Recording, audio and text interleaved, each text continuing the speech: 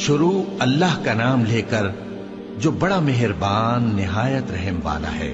الف لام را، یہ کتاب روشن کی آیتیں ہیں۔ ہم نے اس قرآن کو عربی میں نازل کیا ہے تاکہ تم لوگ سمجھ سکو۔ اے پیغمبر، ہم اس قرآن کے ذریعے سے جو ہم نے تمہاری طرف بھیجا ہے تمہیں ایک نہایت اچھا قصہ سناتے ہیں، اور تم اس سے پہلے بے خبر تھے۔ جب یوسف نے اپنے والد سے کہا کہ ابا، میں نے خواب میں 11 ستاروں اور سورج اور چاند کو دیکھا ہے، دیکھتا کیا ہوں کہ وہ مجھے سجدہ کر رہے ہیں۔ انہوں نے کہا کہ بیٹا، اپنے خواب کا ذکر اپنے بھائیوں سے نہ کرنا، نہیں تو وہ تمہارے حق میں کوئی چال چلیں گے۔ کچھ شک نہیں کہ شیطان انسان کا کھلا دشمن ہے، اور اسی طرح اللہ تمہیں برگزیدہ و ممتاز کرے گا اور خواب کی باتوں کی تعبیر کا علم سکھائے گا، اور جس طرح اس نے اپنی نعمت پہلے تمہارے دادا پر دادا ابراہیم اور اسحاق پر پوری کی تھی، اسی طرح تم پر اور اولاد یعقوب پر پوری کرے گا۔ بے شک تمہارا پروردگار سب کچھ جاننے والا ہے، حکمت والا ہے۔ ہاں، یوسف اور ان کے بھائیوں کے قصے میں پوچھنے والوں کے لیے بہت سی نشانیاں ہیں۔ جب انہوں نے آپس میں تذکرہ کیا کہ یوسف اور اس کا بھائی ابا کو ہم سے زیادہ پیارے ہیں، حالانکہ ہم جماعت کی جماعت ہیں، کچھ شک نہیں کہ ابا کھلی غلطی پر ہیں۔ یوسف کو یا تو جان سے مار ڈالو یا کسی ملک میں پھینک آؤ، پھر ابا کی توجہ صرف تمہاری طرف ہو جائے گی، اور اس کے بعد تم نیک لوگوں میں ہو جاؤ گے۔ ان میں سے ایک کہنے والے نے کہا کہ یوسف کو جان سے نہ مارو، کسی اندھے کنویں میں ڈال دو کہ کوئی راہگیر اسے نکال کر کسی دوسرے ملک میں لے جائے گا۔ اگر تم کو کرنا ہی ہے تو یوں کرو۔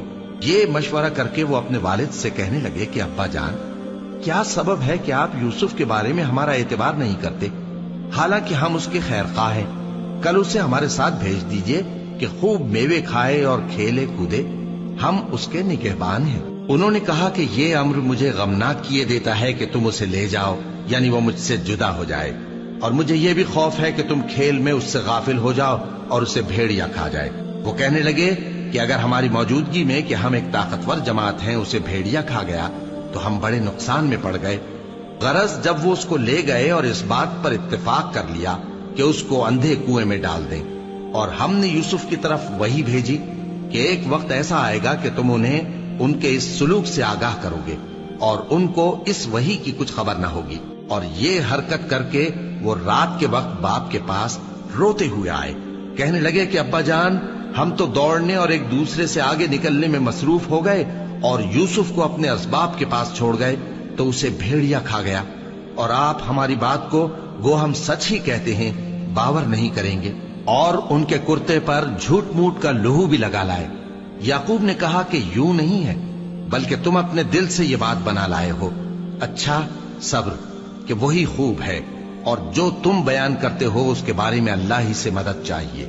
اور اب اللہ کی شان دیکھو کہ اس کنویں کے قریب ایک قافلہ آوارد ہوا اور انہوں نے پانی کے لیے اپنا سقا بھیجا، تو اس نے کنویں میں ڈول لٹکایا، یوسف اس سے لٹک گئے۔ وہ بولا، زہے قسمت، یہ تو ایک لڑکا ہے، اور اس کو قیمتی سرمایہ سمجھ کر چھپا لیا۔ اور جو کچھ وہ کرتے تھے اللہ کو خوب معلوم تھا، اور انہوں نے اس کو تھوڑی سی قیمت یعنی مادود چند درہموں پر بیچ ڈالا، اور وہ اس سے بیزار ہو رہے تھے۔